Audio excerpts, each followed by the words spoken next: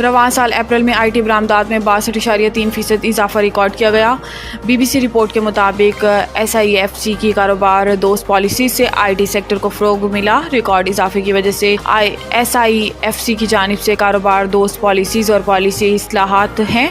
ये इजाफा दो अवामिल का नतीजा है। पहला, मुस्तहकम मकामी करेंसी और फ्रीलांसर्स के लिए गैर मुल्की आमदनी के मकामी बैंक अकाउंट्स में जमा करने की इजाज़त, जबकि दूसरा, स्टेट बैंक ऑफ पाकिस्तान की जानिब से IT कंपनियों की रिटेंशन की हद में नरमी करते हुए 35% से 50% तक कर दिया गया है। IT शोबा SIFC की तरजीही शोबों में से एक है, जिसके फ़रोग़ के लिए तमाम स्टेक होल्डर्स को एतमाद में लिया गया है।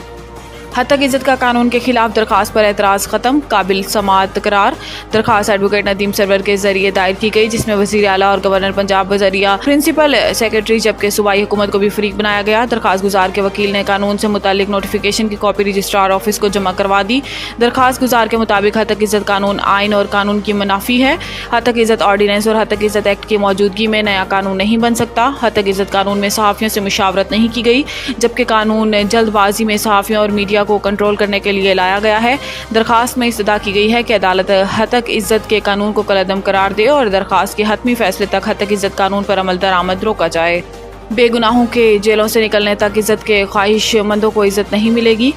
इस्लामाबाद में अदालत में पेशी के मौके पर मीडिया से गुफ्तगू करते हुए शेख रशीद ने कहा कि 500 आदमियों को झूठे केसेस में अडियाला जेल में रखा हुआ है। इस ईद पर बेगुनाह लोगों को रिहाई मिलनी चाहिए। इनका कहना था कि जब तक बेगुनाह लोग जेलों से नहीं निकाले जाएंगे तो इज़्ज़त के ख्वाहिशमंदों को इज़्ज़त नहीं मिलेगी। एक सवाल के जवाब में सरबराह अवामी मुस्लिम लीग ने कहा कि नवाज शरीफ अब मेरी तरह साइड पर ही रहे। मैंने सियासत से किनारा नहीं किया, बल्कि 2 महीने तक साइड पर हूँ। शेख रशीद ने कहा कि 2 महीने से सियासी तौर पर अहम है। इनमें चोर लुटेरों की सियासत का फैसला होगा। इस बार ईद के बाद कुर्बानी होगी और खाल समेत होगी। कसाई का इंतज़ाम हो गया है। तनख्वाहदार तबके का टैक्स कट जाता है, बाकी सब मुझे कर रहे हैं। अनवारुल हक काकड़ इस्लामाबाद में सेमिनार से खिताब करते हुए अनवारुल हक काकड़ का कहना था कि हमने तामीर पाकिस्तान तो की, लेकिन तकमील पाकिस्तान में पीछे रह गए।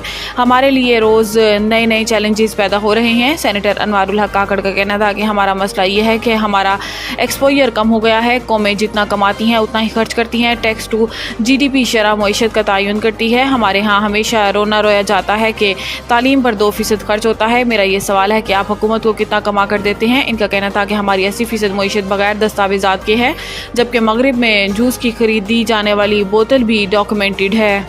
न्यूज़ स्टूडियो से फिर वक्त के लिए इतना ही। मज़ीद न्यूज़ और अपडेट के लिए देखते रहिए टॉप न्यूज़।